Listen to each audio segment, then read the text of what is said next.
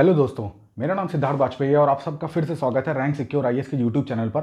सबसे पहले आज आपको इन्फॉर्मेशन देनी है लेक्चर स्टार्ट करने से पहले कि भाई 22 जून से अनअकैडमी प्लस के 3 मेगा बैचेस स्टार्ट हो रहे हैं। क्या डेट है? 22 जून, यानी कि लास्ट मंडे जो गया है वहाँ से 3 मेगा बैचेस स्टार्ट ऑलरेडी हो चुके हैं। आप जल्दी से जल्दी इसको ज्वाइन करिए और ज्वाइन करने पे ज्वाइन कैसे करना है आपको कि रैंक 10 रेफरल कोड के थ्रू आपको इसमें ज्वाइन करना है। अब देखिए, ये जो बैचेस स्टार्ट हुए हैं ये क्या है, ये प्री मेंस और इंटरव्यू, यानी कि आप एक बार इसमें एडमिशन लेंगे और आपका जो यूपीएससी का प्री है, मेंस है और इंटरव्यू है, ये तीनों की जो रिस्पॉन्सिबिलिटी है वो किसके ऊपर है? अनअकैडमी प्लस के ऊपर है। तो आप बिल्कुल भी ये मत सोचिएगा ये प्री का बैच है कि मेंस का। आपको पूरी एक बार आपने एंट्री ली और टिल सिलेक्शन तक, आपको इंटरव्यू तक, तीनों स्टेजेस की जो गाइडेंस है, जो पढ़ाई है, जो स्टडी मटेरियल है, सारी चीजें, everything is provided by Unacademy plus. ठीक है, सबसे बड़ी बात है कि ये दोनों मीडियम में बाइलिंगुअल स्टार्ट हुआ है, हिंदी मीडियम, इंग्लिश मीडियम, यानी कि आपके पास भाषा का कोई भी हर्डल नहीं रह जाएगा। आप किसी भी भाषा से तैयारी करना चाहते हैं तो आप अनअकैडमी प्लस को ज्वाइन कर सकते हैं। और सबसे बड़ी चीज़ है टेस्ट सीरीज जो है, इसकी एनालिसिस होगी। इसमें मॉक टेस्ट आपको बेस्ट, वैसे ही मॉक टेस्ट आपके लिए डिज़ाइन करे गए हैं जैसे हूबहू आपका एग्जाम का पैटर्न होता है, तो उसकी पूरी एनालिसिस होगी। प्री की भी, मेंस की भी सारी एनालिसिस यहाँ पर आपको कराई जाएगी। तो पूरा थ्रू आउट आपकी जो जर्नी है उसमें आपको हेल्प करेगा अनअकैडमी प्लस। तो आपको जल्दी से जल्दी, अब बिना टाइम वेस्ट करे हुए, इसको ज्वाइन करना है। और कैसे ज्वाइन करेंगे आप? रैंक 10 रेफरल कोड के थ्रू। इससे क्या होगा कि आपकी जो भी कोर्स फीस होगी, पहली चीज तो उसमें 10% का डिडक्शन आपको मिल जाएगा, बहुत अच्छी बात है। दूसरा, आपको अनअकैडमी प्लस का कोर्स मटेरियल, स्टडी मटेरियल, उसकी जितनी सारी बुक्स आती हैं, जितनी जो मेन बुक्स हैं जो हम लोग यूपीएससी की तैयारी में पढ़ते हैं, वो सारी बुक्स का पीडीएफ, स्टडी मटेरियल, सारी चीजें उसमें अवेलेबल होंगी। प्लस अनअकैडमी प्लस के जो भी एजुकेटर्स हैं, जो भी उसके टीचर्स हैं, आपको उनके मार्गदर्शन में तैयारी करने का मौका मिलेगा। और सबसे बड़ी चीज़ है कि आरती मैम के गाइडेंस में आपको पढ़ाई करने का मौका मिलेगा। तो अब बिल्कुल भी देरी मत करिए, क्योंकि देखिए समय हमारे पास जो है वो धीरे धीरे क्या हो रहा है, कम हो रहा है। और पेपर, अब टारगेट जो है हमारा वो पास आ रहा है। और सबसे बड़ी बात है कि आप ये कोर्स कैसा है, यूपीएससी 2020 और 2021 के लिए, यानी कि नेक्स्ट ईयर का जो बैच है वो भी स्टार्ट हो चुका है। ठीक है, तो आप जल्दी से जल्दी इसको ज्वाइन करिए। पूरी डिटेल यहाँ पर बोर्ड में आपके सामने है। रैंक 10 रेफरल कोड को यूज करना है और इन किसी भी मीडियम्स के हो आप इस कोर्स को अवेल कर सकते हैं। ठीक है, थैंक यू। सारी चीजें नोट कर लीजिए, उसका स्क्रीनशॉट ले लीजिए।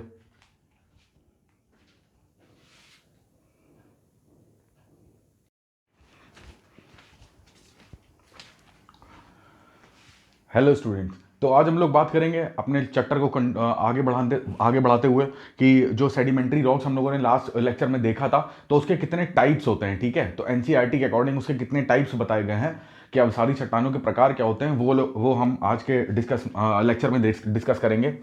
तो इसके पहले एक छोटी सी चीज़ जान लीजिए कि एक बार जरा रिव्यू कर लेते हैं कि हम लोगों ने अभी तक क्या क्या पढ़ लिया। तो उसमें हम लोगों ने देखा कि सेडिमेंट्री रॉक्स जो था उसका जो फ्लो चार्ट था, अवसादी चट्टानें जो थी वो कैसे बनती हैं। तो सबसे पहले कौन सा कॉन्सेप्ट आता था? सबसे पहले आता था क्या? वेदरिंग। वेदरिंग के बाद क्या आता है? इरोजन। वेदरिंग का मतलब होता था अपक्षयण, इरोजन का मतलब अपर्दन। इरोजन के बाद की बात करेंगे तो क्या आता था? यहां पर आता था डिपोजिशन, या इसका दूसरा नाम क्या था? सेडिमेंटेशन, जहां पर हम लोग कलेक्शन करते हैं, जहां पर इकट्ठा करते हैं, संग्रह करते हैं। डिपोजिशन के बाद क्या आता था? लिथिफिकेशन। ठीक है, लिथिफिकेशन, सॉरी, डिपोजिशन के बाद आता है कॉम्पैक्शन। डिपोजिशन के बाद आता था कॉम्पैक्शन, और सबसे लास्ट में कौन सा आता था? लिथिफिकेशन। तो ये जो फ्लो चार्ट था ये बेसिकली किसका था? ये था सेडिमेंट्री रॉक्स का। ठीक है ना, अवसादी चट्टानों का। तो ये सारी चीजें कल हम लोग अच्छे से देख चुके थे कि भाई वेदरिंग में क्या होता है। वेदरिंग में मौसम में परिवर्तन या तापमान में उतार चढ़ाव के कारण चट्टानों में क्या होता है? क्रैक हो जाता है, चट्टानें जो है वो ब्रेक हो जाती हैं छोटे छोटे टुकड़ों में। अब वही छोटे छोटे टुकड़े नदी के जल से या फिर बहते हुए वायु से ये सब बहा बहा कर, और उनका क्या हो जाता है? अपर्दन हो जाता है। अपर्दन का मतलब है कहीं पर जाके एक जगह से दूसरी जगह उनका ट्रांसपोर्टेशन या स्थानांतरण हो जाता है। डिपोजिशन का मतलब था कि वही जो सेडिमेंट्स थे वो क्या होते हैं? एक जगह इकट्ठा होते रहते हैं। कॉम्पैक्शन का मतलब है कि ऊपर वाली जो परत थी वो नीचे वाली परत पे हाई प्रेशर लगाती रहती है, तो सब एकदम डेंस फॉर्म में आ जाते हैं, सब घनत्व उनका बढ़ता जाता है। और यही जब घनत्व बढ़ जाता है तो उनके बीच की जो क्ले होती है, कोई बालू होती है, चिकनी मिट्टी होती है, तो वो सब जल का अवशोषण करके वो एक कंक्रीट में बदल जाता है, एक ठोस चट्टान में बदल जाता है। तो इस तरीके से अवसादी चट्टानों का जो है वो निर्माण होता है। तो हमको ये भी पता है कि जो अवसादी चट्टानें होती हैं वो कैसी होती हैं? अवसादी चट्टानें जो होती हैं वो यहाँ पर अगर बात करें, अवसादी जो चट्टान है वो कैसी होती हैं, वो परतदार होती हैं। हमने देखा किस तरीके से एक के ऊपर एक लेयर जो है वो बनती जाती है, लेयर्ड स्ट्रक्चर होता है इनका, ठीक है, परतदार होती हैं। इस पॉइंट को याद रखिएगा। तो आज हम लोग देख लेते हैं कि अवसादी चट्टानों के कितने प्रकार होते हैं, कौन कौन से टाइप की अवसादी चट्टानें जो हैं वो मिलती हैं हमको, ठीक है। तो देखिए ध्यान से, तो उसमें से एक एग्जाम्पल लेते हैं। अब ध्यान से देखिए, जब पृथ्वी का निर्माण हो रहा होगा, जब पृथ्वी का निर्माण हो रहा था तो पृथ्वी एक एकदम फायर बॉल थी, एक गर्म तप्त गोला थी, ठीक है। वो क्या हुआ कि धीरे धीरे जैसे अपने अक्ष पे रोटेट कर रही थी, और उसी प्रकार पृथ्वी का जो टेम्परेचर था वो धीरे धीरे डाउन होता जा रहा था। तो पृथ्वी धीरे धीरे ठंडी हो रही थी। तो जब पृथ्वी ठंडी हो रही थी तो जो भारी तत्व थे वो कोर में जा रहे थे, जो हल्के तत्व थे वो बाहर आ रहे थे। तो ये सारा प्रोसेस जो था वो चल रहा था पैरेलल में। तो जब पृथ्वी आग का गोला थी तो देखिए इसमें क्या होगा, जैसे जो आज की बात करें तो वही अगर अंदर जाते हैं तो टेम्परेचर हमको ज्यादा मिलता है, क्योंकि अभी पृथ्वी पूरी तरीके से ठंडी नहीं हो पाई है। पृथ्वी का जो कोर है वो अभी भी तप्त अवस्था में है, और अब तप्त अवस्था में है, तप्त का मतलब है कि हॉट है पृथ्वी, पृथ्वी काफी वार्म है। इसका मतलब है कि पृथ्वी के अंदर का जो मटेरियल होगा वो कैसा होगा, वो मॉल्टन फॉर्म में होगा, तभी आउटर कोर मॉल्टन फॉर्म में है, एस्थेनोस्फीयर कहीं ना कहीं मॉल्टन फॉर्म में है। तो ये सारी चीजें जो ये गर्म गलित अवस्था में क्यों है, क्योंकि पृथ्वी के अंदर का टेम्परेचर अभी भी जो है वो बहुत अधिक है, ठीक है। तो अब जब पृथ्वी का टेम्परेचर उस समय अधिक था तो पूरी पृथ्वी का जो पार्ट होगा वो गर्म गलित अवस्था में होगा, वो मॉल्टन फॉर्म में होगा।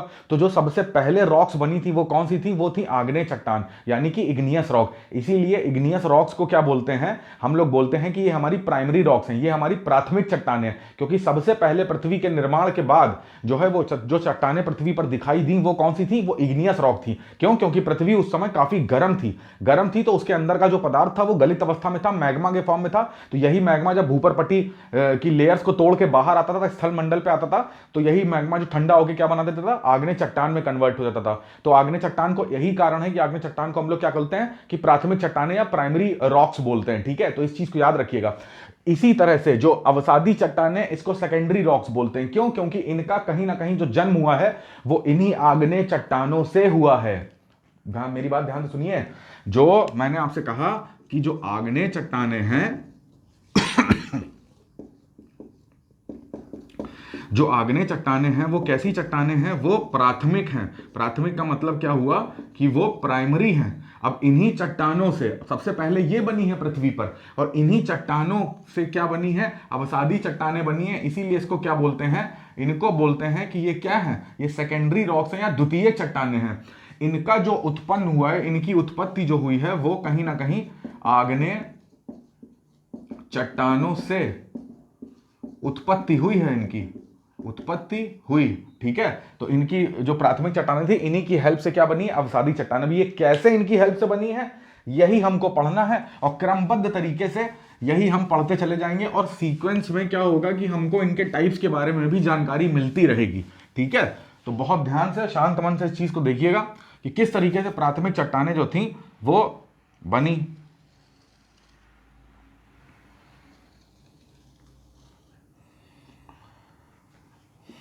बहुत ध्यान से देखिएगा, मैं कोशिश करूंगा कि इस पूरे टॉपिक को अच्छे से आपको समझ में आ सके, ठीक है।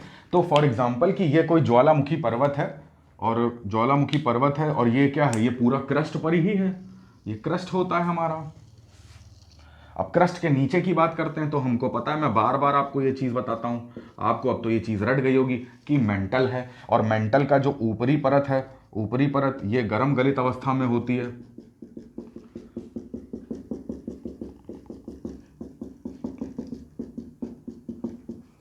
ये गर्म गलित अवस्था में है, तो इसी ऊपरी परत का नाम क्या हो जाता है, इसी ऊपरी परत को क्या बोलते हैं, इसी ऊपरी परत को हम लोग क्या बोलते हैं, एस्थेनोस्फीयर बोलते हैं, ठीक है, या कि दुर्बल मंडल बोलते हैं। और दुर्बल मंडल क्या है, ये कैसा है, ये मॉल्टन स्टेट में है, मॉल्टन स्टेट में है। और यहीं पर क्या होता है, यहीं पर क्या मिलेंगे, यहीं पर आपके मैग्मा के जो भंडार होते हैं वो यहीं पर मिलते हैं। इस फ्लो चार्ट को ध्यान रखिएगा। तो ये मेंटल का जो अपर मेंटल का पोर्शन होता है, अपर मेंटल का जो पोर्शन है वो कैसा है, द्रव अवस्था में है। द्रव का मतलब है गर्म गलित अवस्था में है। और यहीं पर क्या मिलता है, यहीं पर हमको मिलता है क्या, मैग्मा, यहीं पर हमको मिलता है मैग्मा। अब ध्यान से देखना, तो जब मैग्मा जो है वो पृथ्वी की परपटी को तोड़ के, और मैग्मा का जब प्रवाह होता है तो मैग्मा का प्रवाह ऐसा होता है कि ये ऊपर की तरफ आता है, ये मैग्मा का प्रवाह होगा। अब मैग्मा जो होगा वो यहाँ से आके यहाँ पे निकलेगा, और यहाँ पे निकल के कहीं दोनों तरफ कहीं ना कहीं स्टोर हो जाएगा, कहीं ठंडा हो जाएगा, और प्लस आंतरिक परतों में भी कहीं कहीं ठंडा हो जाएगा। वो कहीं कुछ ऐसा जगह बना लेगा, है ना, या कुछ ऐसा आर्किटेक्चर बना लेगा लेपोलिथ टाइप का या फैकोलिथ टाइप का आर्किटेक्चर बना लेगा, कहीं पर इस तरीके तश्तरी के फॉर्म में ठंडा हो जाएगा। तो ये सब क्या है, ये सब मैग्मा है। अब जब मैग्मा जो है वो जब बाहर की तरफ आता है तो ये क्या बन जाती हैं, ये बाह्य आग्नेय चट्टान बन जाती हैं। और यही ये चट्टानें, या ये चट्टानों की बात करें या इनकी बात करें या इनकी बात करें, इनको क्या बोलते हैं, इनको आंतरिक आग्नेय चट्टान बोल देते हैं। इनको आंतरिक आग्नेय चट्टान बोल देते हैं, क्यों? क्योंकि मैग्मा इसमें अंदर की परतों में ठंडा हो गया है। जो मैग्मा बाहर आ जाता है उसको बाह्य आग्नेय चट्टान बोल देते हैं, क्यों? क्योंकि मैग्मा जो है वो लावा के रूप में पृथ्वी के स्थल पे बाहर आके और बाहर की तरफ ठंडा होता है, तो उससे बनने वाली चट्टानों को बाह्य आग्नेय चट्टान बोलते हैं। ये हम बहुत अच्छे से आग्नेय चट्टान के लेक्चर में डिस्कस कर चुके हैं। अगर आपने ये लेक्चर नहीं देखा है तो आप उसको जाके फिर से एक बार रिवाइज कर लीजिएगा, ठीक है। तो यहां पर ये चीज हटा देता हूं, आपको ये चीज समझ में आने लगी होगी, ठीक है। अब देखिए ध्यान से, तो बेसिकली यहां पर जो सबसे पहले चट्टाने हैं, यहां पर ये जो चट्टाने हैं इन्हीं को हम लोग क्या बोलते हैं, इन्हीं को हम लोग क्या बोल रहे हैं, ये आग्नेय चट्टान है।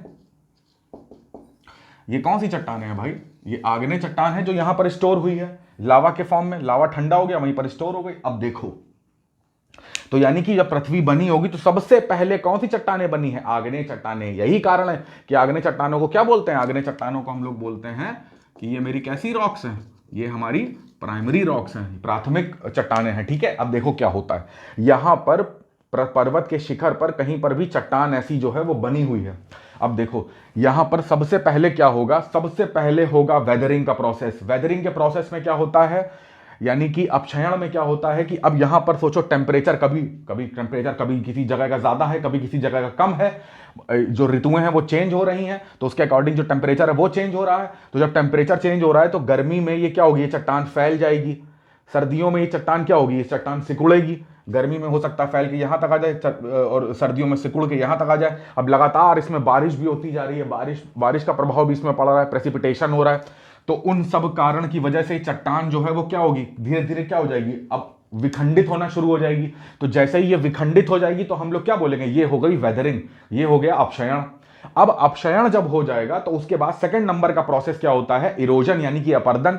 अब क्या होगा, अब देखो यहां से जो जल है, अब पर्वत के ऊपर कहीं पर भी जल, पानी का जो जल होता है, वर्षा का जल है, वो कहीं ना कहीं स्टोर हुआ होगा।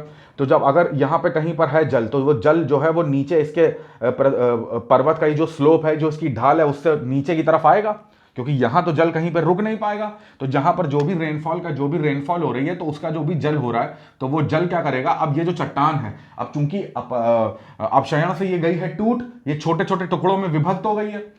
अब वही छोटे छोटे टुकड़े जो हैं वो जब और छोटे हो जाते हैं तो उनके कणों का साइज जो है वो छोटा होता चला जाता है।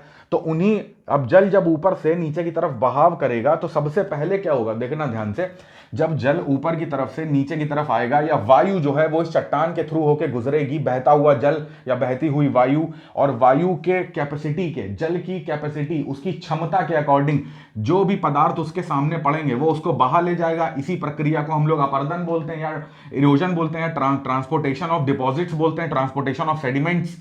तो अब देखो सबसे पहले क्या होगा कि देखो सबसे पहले क्या होती है, चिकनी मिट्टी, यानी कि उसको बोलते हैं क्या, क्ले, ठीक है। उसको क्या बोलते हैं, उसको बोलते हैं क्ले।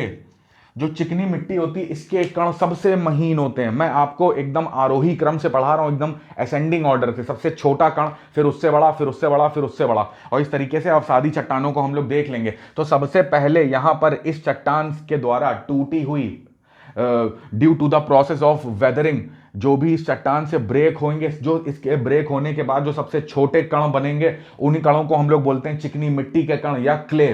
वो सबसे छोटे कण होते हैं, उनका साइज सबसे छोटा होता है। जो सबसे छोटा कण है उसमें हल्का सा भी जल पड़ेगा तो वो जल उसको बहा के ले आएगा, हल्की सी भी वायु चलेगी तो वायु उसको बहा के ले आएगी, है ना। आप समझ रहे होंगे, इसको इमेजिन करने की कोशिश करिए। तो जो सबसे छोटे कण हैं, सबसे पहले जल उनको बहा के लाएगा और यहां पे लाके इकट्ठा कर देगा, यहां पे लाके इस तरीके से इकट्ठा कर देगा, ठीक है।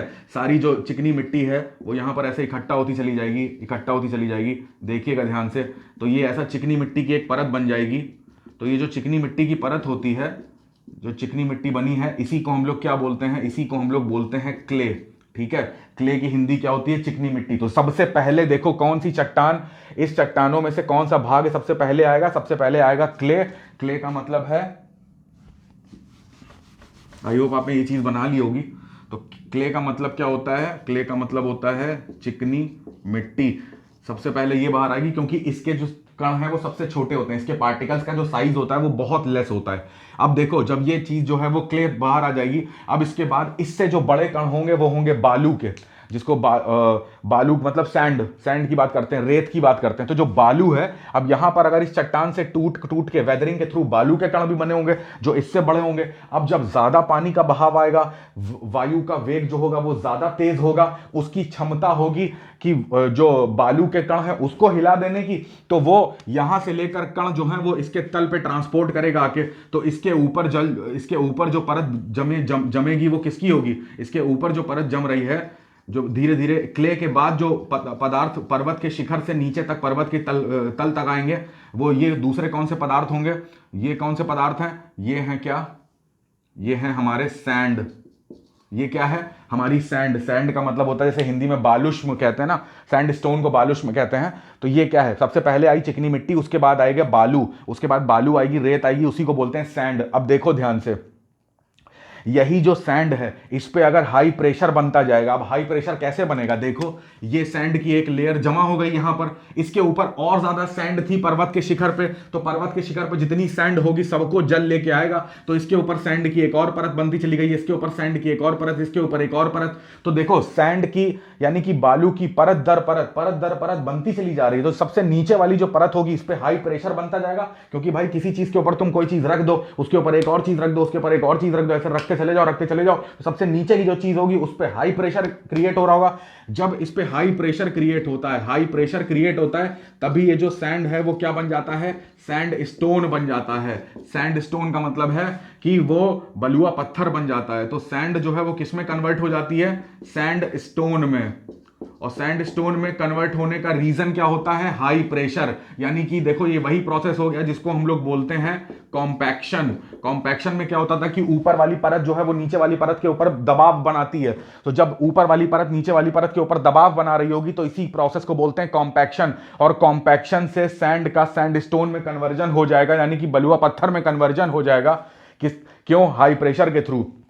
तो सबसे पहले जो परत आई थी वो आई थी क्ले, उसके ऊपर जो परत आई है वो आई है सैंड। अब सैंड में अगर सैंड की और ज्यादा परतें बनती चली जाएंगी, जब सैंड की बहुत ज्यादा परतें बनती चली जाएंगी तो वही किस में कन्वर्ट हो जाएगा, सैंड स्टोन में कन्वर्ट हो जाएगा। ठीक है, अब देखो सबसे पहले आया क्ले, उसके ऊपर आई सैंड। अब देखो क्या होगा, सोचो कहीं किसी भी सतह से अगर जो मिट्टी है, जो चिकनी मिट्टी है, जो मृदा है, वो बहा के चला जाए, जल जो है या वायु जो है उस पूरी मृदा को बहा ले जाए, और इवन रेत को, बालू को भी बहा ले जाए, तो अब वहां पर, अभी यहां पर मान लो कहीं पर भी क्या होगी, थोड़ी सी वनस्पति उगी होगी, कोई पेड़ पौधे उगे होंगे, तो अब बिना मृदा के तो पेड़ पौधे जो जी नहीं पाएंगे, वो तो मृत हो जाएंगे। और जैसे ही यहां से मृदा का जो है वो ट्रांसफर हो जाएगा ऊपर से नीचे की तरफ, रेत भी यहां से यहां आ गई, तो पेड़ों को रोक के कौन रखेगा, मृदा जो होती है एक तो उनको पोषक तत्व न्यूट्रिएंट्स देती है, प्लस पेड़ को एक जगह रोक के रखती है। अब जब मृदा ही वहां से गायब हो गई तो पेड़ जो है वो स्टेबल कंडीशन में तो रहेंगे नहीं, तो यहां जो भी वनस्पति, जो भी वेजिटेशन पाए जाते होंगे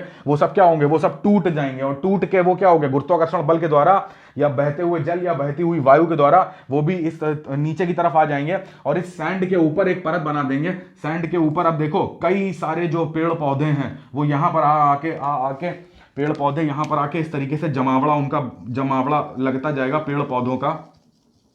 जब कई सारे पेड़ पौधों का जमावड़ा यहां पर लग जाएगा तो देखो क्या होगा, एक पेड़ पौधा आया, ठीक है, फिर उसके बाद दूसरा पेड़ आया, इस तरीके से बनता चला गया। ये प्रेशर, इसमें भी क्या हो गया, एक पेड़ के ऊपर दूसरा पेड़, दूसरे पेड़ के ऊपर पूरी ऐसे पेड़ पौधों की जो लेयर बनती चली गई, तो उसमें भी क्या लग रहा है, कॉम्पैक्शन लग रहा है। जब कॉम्पैक्शन लग रहा है तो संपीड़न बल लग रहा है, संपीड़न बल के कारण उसमें हाई प्रेशर होता जा रहा है। तो देखो ध्यान से, अभी क्या होगा, ये सब ये यहां पर जमा होता रहेगा, ठीक है, देखते रहना अभी ध्यान से। तो यहां पर क्या है, वनस्पतियों का जमाव जो है वो यहां पर होता रहेगा, ठीक है। अब जब इन वनस्पतियों का जमाव होता रहेगा तो यहीं पर जान लो कि देखो क्या होता है, जब जो हमारे पेड़ होते हैं वो क्या होते हैं, किसी कारण से अगर धरती के अंदर दब जाते हैं, ठीक है ना, जैसे मान लो भूकंप आ गया या लैंडस्लाइडिंग हो गई, भूस्खलन हो गया, या फिर ऐसा ज्वालामुखी का उद्गार हुआ और यहां से लावा निकला और वो सब पेड़ पौधों को लेता हुआ और उसकी परत, उसको पृथ्वी के अंदर जाके उसकी परत बना दी, पेड़ पौधों की परत, वनस्पति की परत बनती चली गई। और वनस्पति कहां पर चली गई है, पृथ्वी के अंदर, जहां पर ऑक्सीजन से उसका बिल्कुल कट ऑफ हो चुका है। अब यहां पर जो पेड़ पौधे हैं, अब देखो यार, ये मत समझो कि यार ये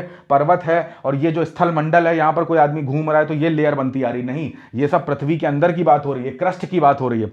तो क्रस्ट में अगर वनस्पतियों की इस तरीके से लेयर बनती चली जा रही है, तो अब क्रस्ट के अंदर क्या है, अभी स्थल मंडल के ऊपर रहते हैं तो हमारा ऑक्सीजन से जुड़ाव होता है। अगर हम धरती के अंदर चले जाएं और धरती को ऊपर से बंद कर दें तो हमारा ऑक्सीजन से कट ऑफ हो जाएगा, हम ऑक्सीजन से दूर हो जाएंगे। तो उसी प्रकार इन पेड़ों का ऑक्सीजन से क्या हो जाता है, कट ऑफ हो जाता है। तो कट ऑफ होने के कारण इन पेड़ों का अब डीके शुरू हो जाता है, इनका क्षय होने लग जाता है। जब इनका क्षय होने लग जाएगा तो अब पृथ्वी के अंदर क्या है, हाई प्रेशर। क्यों, क्योंकि पृथ्वी के अंदर अंदर जाते रहोगे, उसके अंदर घनत्व प्रेशर क्या होता है, बढ़ता है, उसी के कारण तो उसके घनत्व बढ़ता रहता है। अब जब प्रेशर बढ़ रहा है तो अंदर क्या हो रहा है, टेम्परेचर भी बढ़ रहा है। तो due to high temperature and due to high pressure, ये जो वनस्पति हैं इनका क्षय होने लग जाता है। और ये क्या होती है, ये लकड़ी जो है, इसकी जो वुड है वो कन्वर्ट होने लगती है किसमें, कोल में। और हाई प्रेशर बढ़ेगा तो वही कोल जो है कन्वर्ट हो जाएगा किसमें, पेट्रोलियम में। और हाई प्रेशर तो वही चीज कन्वर्ट हो जाएगी किसमें, नेचुरल गैस में। तो ये वाली जो परत है, ये वाली परत जो है वो हमको क्या देती है, वो ये देती है हमको कोल, पेट्रो या नेचुरल गैस। तो ये सारी चीजें कहां पे मिलती हैं, ये सारी चीजें इस जगह पर मिलती हैं। तो ये भी एक टाइप की अवसादी चट्टानें हैं। तो हमेशा याद रखना, यहां से एक नंबर का क्वेश्चन पूछा जा सकता है कि जो कोल होता है, जो कोयला है, जो पेट्रोलियम है, जो प्राकृतिक गैस है, वो हमेशा अवसादी चट्टानों में मिलते हैं, परतदार चट्टानों में, आग्नेय चट्टानों में नहीं मिलते हैं। यहां पर देखो, यहां पर क्या है, यहां पर पेड़ पौधों के जीवाश्म हैं। तो चूंकि इसमें जीवाश्म मिलते हैं, यही जीवाश्म का क्षय होता है, डीके होता है, और ये क्या करते हैं, अंदर ही अंदर इनका कन्वर्जन होता है। जब हाई प्रेशर इसमें अप्लाई होता है, हाई टेम्परेचर में, तो ये सड़ते नहीं है, ये गलते नहीं है, ये कन्वर्ट हो जाते हैं। किसमें कन्वर्ट हो जाते हैं, यही पेड़ पौधे कन्वर्ट हो जाते हैं, इन्हीं की लकड़ियां कन्वर्ट हो जाती हैं कोयले में, पेट्रोलियम में, नेचुरल गैस में। तो यही जो कन्वर्जन है वो यहां पर होता है इस लेयर में। तो इसी वजह से जो कोयला है वो अवसादी चट्टानों में पाया जाता है। और यहां से एक तथ्य निकल के और सामने आया कि अवसादी चट्टानों में ही जीवाश्म पाए जाते हैं। फॉसिल जो होते हैं वो कहां पर पाए जाएंगे, अवसादी चट्टानों में। मैंने आपको बताया था, आग्नेय चट्टानों में ना ही लेयर्ड मिलती है और फॉसिल तो मिलते ही नहीं है, क्योंकि भाई मैग्मा आता है, वो मैग्मा से बनती है, उसमें कोई फॉसिल नहीं होता, उसमें कोई जीवाश्म नहीं होता। जबकि अवसादी चट्टानों में जीवाश्म भी होता है और लेयर्ड भी होती है, वो परतदार होती है, परत बनती चली जा रही, देख रहे हो आप। और चूंकि इसमें इससे कोल बनता है, यानी कि इसमें कहीं ना कहीं पेड़ पौधे कभी ना कभी कितने हजार लाखों करोड़ों वर्ष पहले जाके दब गए होंगे, उसी दबने से उनका जो है वो कन्वर्जन शुरू हो गया होगा। तो ये लेयर बन जाती है। ये तीसरी लेयर को हम लोग क्या बोलते हैं, जैसे कोल की लेयर है, पेट्रोलियम की लेयर है या नेचुरल गैस की लेयर है। ये क्यों बनी, क्योंकि यहां पर जो चिकनी मिट्टी थी और रेत थी वो यहां से जा चुकी थी। तो जो पेड़ पौधे थे उनको मिट्टी से पोषक तत्व नहीं मिल पा रहे हैं और वो मिट्टी से स्टेबल नहीं हो पा रहे हैं, वो खड़े नहीं रह पा रहे हैं, तो वो टूट के गिर गए या फिर उनको पानी या हवा जो थी वो बहा के ले आई, तो वो यहां पर इस तरीके से इकट्ठा हो गए। अब देखो मेरे को बात बताओ, जब पेड़ पौधे जो थे वो जब इधर आके दब के यहां पर उनका वो डेड हो गए और वो गिर गए आके और यहां पर लेयर्ड बना ली उन्होंने, तो अब इस पेड़ पौधे पर कुछ ऐसे जीव जंतु होते हैं जो केवल एक पर्टिकुलर वेजिटेशन पे डिपेंडेंट होते हैं, है ना। जैसे कि बात करी जाए जो जैक फ्रूट होता है ना, जैक फ्रूट, तो जैक जो होता है, जैकाल, ये एक जीव है, उसी के नाम से उस फ्रूट का नाम जैक फ्रूट हो जाता है। तो वो टोटली डिपेंड करता है उस प्लांट पे। तो अगर यहाँ के जो पेड़ पौधे हैं वो यहाँ पर आ चुके हैं, तो कई सारे जीव जंतु यहाँ पर होंगे जिनका जो डिपेंडेंट करते होंगे इसी वेजिटेशन पे। तो अब जब पेड़ पौधे ही नहीं रहे, उनका आश्रय, उनकी भोजन सामग्री ही नहीं रही, तो वो भी कुछ टाइम के बाद जो है वो मृत हो जाएंगे, अब यहां पर मर जाएंगे। और फिर बहता हुआ जल और बहती हुई वायु जो है वो इनके जीवाश्म को, वो इनकी हड्डियों को जो है बहा के यहां पर ले आएगी। अब जब वो इनकी हड्डियों को बहा के यहां पर ले आएगी तो वो यहां पर ऐसा इकट्ठा करती जाएगी, ठीक है। तो वो यहां पर जब इकट्ठा करती जाएगी तो ये एक लेयर टाइप की बन जाएगी, जीवाश्म की लेयर बन जाएगी। इसी लेयर को क्या बोल देते हैं, इसी लेयर का नाम होता है, जो जीव जंतुओं की हड्डियों से, जीव जंतुओं की जो हड्डियां हैं वो जब आएंगी, और हड्डियों में सबसे प्रमुख प्रचुर एलिमेंट कौन सा होता है, कैल्शियम। हम लोग बोलते हैं जैसे टीवी मैट देखिए, कैल्शियम से बोन मजबूत होंगी, तो बोनवीटा पीजिए, कैल्शियम सैंडोज को गोलियां खाइए, ये खाइए वो खाइए।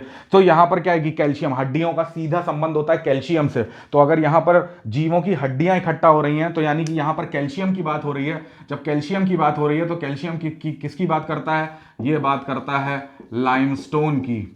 ठीक है, लाइमस्टोन यानी कि चूना पत्थर की बात करता है। तो यहां पर जो परत बनेगी वो किसकी बनेगी, चूना पत्थर की। और चूना पत्थर की परत कैसे बनती है, चूना पत्थर की परत बनती है कि वहां पर कहीं कहीं ना कभी लाखों करोड़ों वर्ष से जीव जंतुओं की जो हड्डियां थी उनकी परत बनती चली जा रही थी, और उनकी परत बनते बनते बनते बनते वो जो थी उसका क्षय हुआ, और वो किस में कन्वर्ट हो गई, लाइमस्टोन यानी कि चूना पत्थर में। अब देखिए चूना पत्थर जब हम लोग पढ़ते हैं तो यहां पर एक वर्ड यूज होता है चौक, जिसको बोलते हैं चौक। ठीक है ना, इसको यहां से हटा दे रहा हूं। तो जब हम लोगों ने चूना पत्थर पढ़ा तो यहां पर एक वर्ड है चौक, जिसको खड़िया बोलते हैं हिंदी में।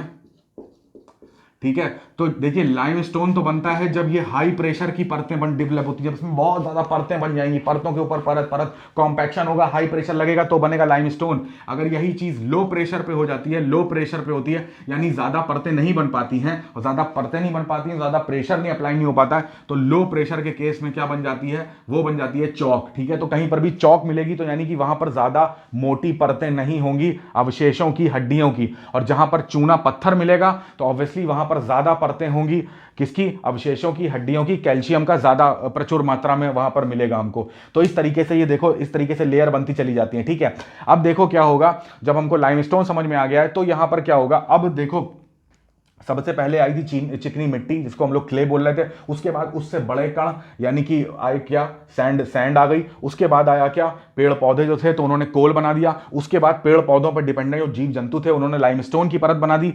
अब देखो जब ये सारी चीजें हो गई हैं तो हमको पता है कि लास्ट इसके बाद क्या होगा कि यहां पर कुछ छोटे मोटे पेड़ पौधे जो यहां से बह बह के यहां पर आ गए, वो कुछ अपने अवशेष यहां पर छोड़ जाते हैं, जैसे कि फूल, पत्तियां, कुछ लकड़ियां, इस तरीके से वहां पर वनस्पतियों के कुछ अवशेष यहां पर रह जाएंगे। तो वही वनस्पतियों के जो अवशेष हैं अब वो बहते हुए पानी से या बहती हुई वायु से यहां पर आएंगे और एक लेयर बना देंगे यहां पर आके। ये जो लेयर बनती है इसके ऊपर, इसी को हम लोग बोलते हैं पीट। इसी को क्या बोलते हैं, पीट। आपने सुना होगा कोयले का एक टाइप होता है पीट कोयला, सबसे जो लोअर क्वालिटी का, जो घटिया क्वालिटी का कोयला होता है वो पीट होता है। तो देखो यहां पर भी पेड़ पौधों के जीवाश्म जमा है। ठीक है, तो पेड़ पौधे जब यहां पर इकट्ठा होते जा रहे हैं तो उसको पीट बोल रहे हैं। जब पेड़ पौधे यहां रेड कलर में इकट्ठा हो रहे थे तो उससे बन रहा था कोल। अब ये जो कोल है यहां पे मिलेगा तुम्हें एंथ्रेसाइट, बिटुमिनस टाइप का। क्यों, क्योंकि यहां पर बहुत ज्यादा हाई प्रेशर है, क्योंकि इसके ऊपर देखो इन दो लेयर्स का प्रेशर प्लस यहां पे पेड़ पौधों की जो लकड़ियां हैं वो बहुत ज्यादा मात्रा में, ज्यादा क्वांटिटी में यहां की बात कर रहे हैं। तो यहां पर बचे हुए अवशेष हैं, जो यहां पर बचे हुए अवशेष हैं पेड़ पौधों के जो ऑलरेडी जा चुके हैं, बट यहां जो अवशेष पत्तियां बच गई हैं, छोटी बहुत लकड़ियां टहनियां बच गई हैं, वो सब इकट्ठा होती हैं। तो जब उनका क्षय होता है ऑक्सीजन की गैर मौजूदगी में तो वो जो है वो किस में कन्वर्ट हो जाती है, पीट में। तो पीट भी एक टाइप की अवसादी चट्टान होती है, और इसका निर्माण कैसे होता है मैंने आपको बता दिया। और चूंकि ये ज्यादा मात्रा में होता नहीं है तो ये लो प्रेशर होता है, तो इसमें कॉम्पैक्शन उतना ज्यादा हो नहीं पाता है। तो जब ज्यादा कॉम्पैक्शन नहीं होगा तो वहां पर क्या बना देगा, वह बना देगा पीट कोयला। ठीक है ना, पीट कोल बना देगा। तो इस टाइप के चट्टानों को हम लोग बोलते हैं पीट। ठीक है, अब देखना ध्यान से, अब क्या हो रहा है। अब यहां पर जब देखो छोटे छोटे जो कण थे वो सब आ गए, हमारी वनस्पतियां आ गई, सारी चीजें आ गई। अब उसके बाद देखो यहां पर बचेगा क्या, एक वर्ड यूज होता है, अब यहां पर बचेंगे बड़े बड़े चट्टानों के टुकड़े। इन्हीं को हम लोग क्या बोलते हैं, इन्हीं को हम लोग बोलते हैं बोल्डर, या हिंदी में क्या बोलते हैं, गोलाश्म। ठीक है, अब ये बड़े बड़े पत्थर बच रहे हैं। अब देखो होता क्या है, अब जल जो है वो इन बड़े पत्थरों को घसीट के नीचे लाएगा।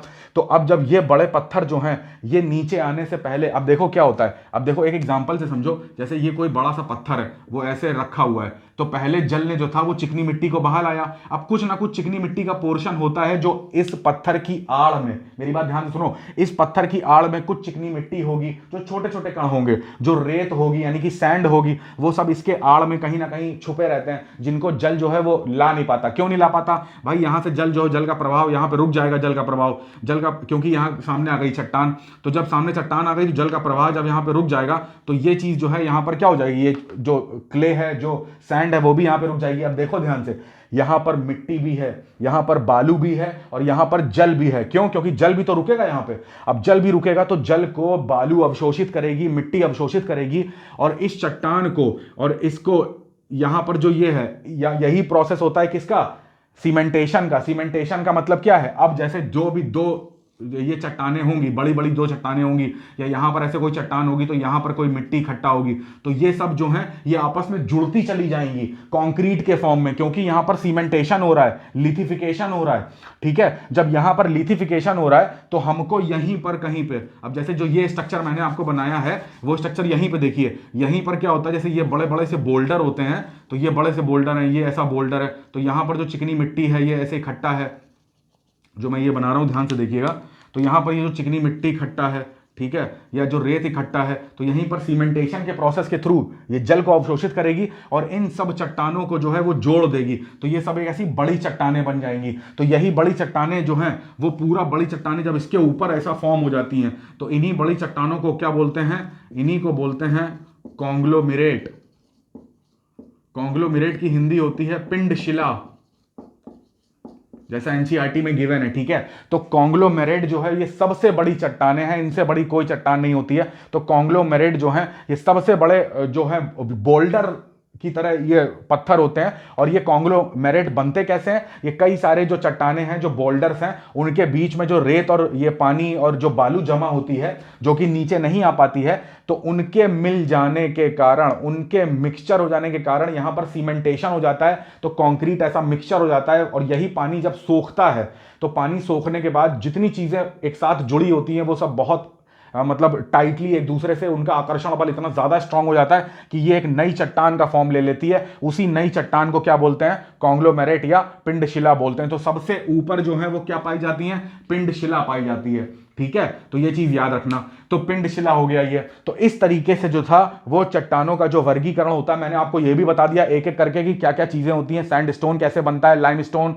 चौक कैसे बनती है लो प्रेशर पे, लाइमस्टोन हाई प्रेशर पे, कॉन्ग्लोमेरेट क्या होता है। अब क्या होता है कि सबसे ऊपर की बात करें, जब कॉन्ग्लोमेरेट भी आ जाता है यहां पर, कॉन्ग्लोमेरेट के ऊपर क्या होता है, एक वर्ड यूज हुआ है एनसीईआरटी में जिसको बोलते हैं लोइस। ठीक है, लोइस। ये लोइस क्या होता है? लोइस को ऐसा बोलते हैं यहां पर विमृदा, इसकी हिंदी होती है विमृदा।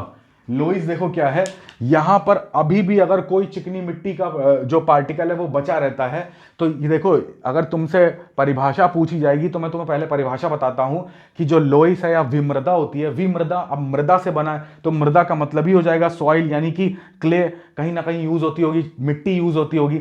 तो देखो कहीं पर भी जो मिट्टी होती है, चिकनी मिट्टी होती है, और जब अगर उस चिकनी मिट्टी, अब चिकनी मिट्टी कैसी होगी? हल्की सी गीली फॉर्म में होगी, और उसी चिकनी मिट्टी के पास कहीं पर वायु जो है वो बहाते बहाते वहां पर सैंड ले आए, बालू ले आए, रेत ले आए, तो रेत क्या होती है? उस चिकनी मिट्टी के ऊपर बिछ जाएगी और चिकनी मिट्टी जो है उस रेत को अपने में पकड़ लेगी, तो दोनों जो है एक लेयर बना देंगी पकड़ के। अब फिर उसके ऊपर चिकनी मिट्टी और फिर बालू आ जाए, फिर चिकनी मिट्टी हो और फिर बालू आ जाए, तो इस तरीके से वायु जो है वो बहाकर किसको ले आए? वो बालू को बहा के ले आए, बालू को अपने साथ उड़ा लाए, सैंड को उड़ा लाए और चिकनी मिट्टी के ऊपर परत में बिछा दे। तो इस टाइप का जो स्ट्रक्चर बनता है उसको बोलते हैं लोइस या विमृदा। ठीक है, ये स्ट्रक्चर सबसे ज्यादा उपजाऊ होता है। ये जो लोइस होता है ये सबसे ज्यादा उपजाऊ अवसादी चट्टान होती है। ये भी एक अवसादी चट्टान का ही जो है भाग है। ठीक है, तो ये सबसे ज्यादा एक उपजाऊ चट्टान होती है, इसको याद रखिएगा। तो ये सारा जो पूरा स्ट्रक्चर था वो था हमारा अवसादी चट्टानों का। तो यही सारे जो नाम थे वो हमारे दे रखे हैं किसमें? एनसीईआरटी में। ठीक है, तो आई होप आपको ये सारी चीजें जो हैं वो क्लियर हो गई होंगी। ठीक है, तो ये सारी चीजें जो हैं देख लीजिए, इसका डायग्राम बना लीजिए, और जो मैंने थ्योरी बोली है अगर कहीं पर भी दिक्कत है तो उसको रिवाइंड करके सुनते रहिए और अपने खुद के नोट्स जल्दी से जल्दी बना लीजिए। ठीक है, चलिए, तो इतनी सारी चीजें जो मैंने आपको बताई तो उसको ध्यान से देखिएगा। ठीक है, अब देखो ध्यान से, अब एनसीईआरटी में क्या लिखा हुआ है कि एनसीईआरटी में एक पॉइंट था कि जो अवसादी चट्टानें होती हैं उनको उनके कॉन्सेंट्रेशन यानी सांद्रण के कारण 3 पार्ट में डिवाइड करा जाता है। ठीक है, तो 3 पार्ट कौन कौन से थे यहां पे देख बना लेते हैं, छोटा सा है बस टॉपिक है, ये खत्म हो जाएगा, ये सब हम पढ़ चुके हैं। तो 3 पार्ट में सबसे पहले था कि मैकेनिकल रूप से, है ना, फिर था ऑर्गेनिक, और तीसरा है केमिकल। इसका मतलब क्या है कि यांत्रिक रूप से निर्मित चट्टानें और जैविक रूप से निर्मित और रासायनिक रूप से निर्मित। तो देखो यहां पे बात करें, अगर जो क्ले है, जो क्ले की रॉक बन रही है, या सैंडस्टोन की बात करें, या कॉन्ग्लोमेरेट की बात करें, या चूना पत्थर की बात करें, ध्यान से सुनो, क्ले की बात करें या सैंड की बात करें या कॉन्ग्लोमेरेट की बात करें या लाइमस्टोन की बात करें, तो ये सारे क्या हैं, यांत्रिक रूप से निर्मित हैं। तो केमिकल में क्या आ जाएगा, एक तो सैंड आ जाएगा, दूसरा क्ले आ जाएगा, तीसरा लाइमस्टोन आ जाएगा और चौथा कॉन्ग्लोमेरेट आ जाएगा। तो ये सारी चट्टानें जो होती हैं वो किस टाइप की होती हैं, वो मैकेनिकल रूप से बनती हैं। ठीक है ना, कैसे, अब जो क्ले बनी वो कैसे बनी, पृथ्वी जो वायु थी, जो जल था, उसने जो चिकनी मिट्टी के सबसे छोटे कण थे उनको बहा बहा के कहां ले आया, तो ये मैकेनिकल यांत्रिक रूप से, इसमें कुछ रासायनिक परिवर्तन हुआ ही नहीं है। ठीक है, सारी चट्टानों में कॉन्ग्लोमेरेट, सीमेंटेशन हुआ, ये सब यांत्रिक तरीके से हुआ और ये सारी चीजें बन गई। ठीक है, जब ऑर्गेनिक तरीके से बात करें तो ध्यान से देखो, ऑर्गेनिक का मतलब जीवाश्म, कहीं ना कहीं इसमें जो है वो कार्बनिक पदार्थों का मिश्रण होगा, अकार्बनिक पदार्थों का। तो यहां पर देखो, जब बात कर रहे हैं किसकी, पीट की, ऑर्गेनिक की बात कर रहे हैं तो किसकी बात कर रहे हैं, पीट की, और बात कर रहे हैं किसकी, कोल की। तो ये सारी चट्टानें जो होती हैं वो किस टाइप की होती हैं, वो ऑर्गेनिक होती हैं। अब बात करो जो लाइमस्टोन की, तो जो लाइमस्टोन होता है तो ये भी किससे बनता है, ये भी बनता है जानवरों की हड्डियों से, तो इसमें भी कहीं ना कहीं कार्बनिक है। तो लाइमस्टोन को भी यहां पे रखा जाएगा। लाइमस्टोन एक ऐसी चट्टान है जो मैकेनिकल भी है, ऑर्गेनिक भी है और केमिकल भी है। तो केमिकल में पहले ही से लाइमस्टोन रख दो। अगर ये प्रश्न पूछा जाए तो याद रखना कि लाइमस्टोन जो है वो तीनों पार्ट में कैटेगराइज होती है। ठीक है, केमिकली बात करेंगे तो केमिकली में आ जाएगी, जैसे एक चट्टान होती है पोटाश, पोटेशियम की सर्वाधिकता होती है वहां पर। ठीक है, तो लाइमस्टोन इस टाइप की जो चट्टानें होती हैं उसको हम लोग किस में रखते हैं, उसको हम लोग रखते हैं केमिकल में। तो ये पॉइंट आई होप आपको क्लियर हो गया होगा। तो इसमें कुछ भी रटने की जरूरत नहीं है। आपको अगर ये प्रोसेस समझ में आ गया है तो आप पूरी जो ये चट्टानें हैं उनको आराम से जो है वो एक्सप्लेन कर लोगे, कहां कौन सी चट्टान जो है उसको उसका वर्गीकरण में कौन सा एग्जांपल जाएगा। ठीक है, तो आई होप आपको ये लेक्चर समझ में आ गया होगा। नहीं समझ में आया है तो आप मेरे को कमेंट करके बताइएगा, मैं आपको उसका सोल्यूशन बताऊंगा। ठीक है, तो नेक्स्ट लेक्चर में हम लोग देखेंगे कि हमारे जो मेटामॉर्फिक रॉक्स हैं वो किस तरीके, वो कैसी होती हैं और उनके क्या क्या प्रॉपर्टीज होती हैं। फिर उसके बाद लास्ट टॉपिक बचेगा रॉक साइकिल वाला। ठीक है, तो ये सब चीजें हैं, घर पे पढ़ते रहिए, और अगर आपने प्रीवियसली वीडियोस नहीं देखे तो प्लीज उनको जाके देखिए। ठीक है, चलिए, थैंक यू, स्टे सेफ, जय हिंद।